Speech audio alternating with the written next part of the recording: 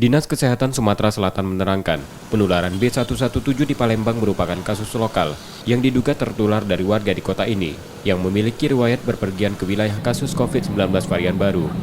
Saat ini Dinkes Sumsel kesulitan menemukan kasus konfirmasi awal karena sudah melebihi 1 bulan sejak terkonfirmasi sembuh.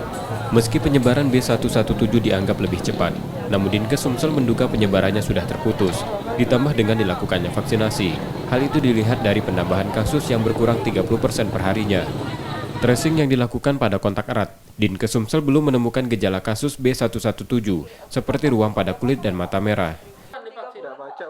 Dari informasi yang kita dapat, yang bersangkutan ini bekerja di dalam kota Palembang ini dan tidak kemana-mana, sehingga kita menduga ada orang lain yang sudah terinfeksi sebelumnya, mungkin ketemu dalam suatu acara yang tertular ke yang bersangkutan ini. Jadi kita simpulkan bahwa mereka ini tertular secara lokal, jadi kasusnya lokal. Dia sendiri tidak kemana-mana dan tertularnya itu dari orang yang kemungkinan orang tersebut bepergian ke tempat lain yang memang ada kasus B117 sehingga menularkan ke yang bersangkutan. Sebelumnya Sumsel mengirimkan acak 6 sampel konfirmasi positif COVID-19 ke Kementerian Kesehatan untuk pemeriksaan genome sequencing dan terdeteksi 1 kasus B117. Reski Oktora, Muklas Diferensial, Kompas TV, Palembang.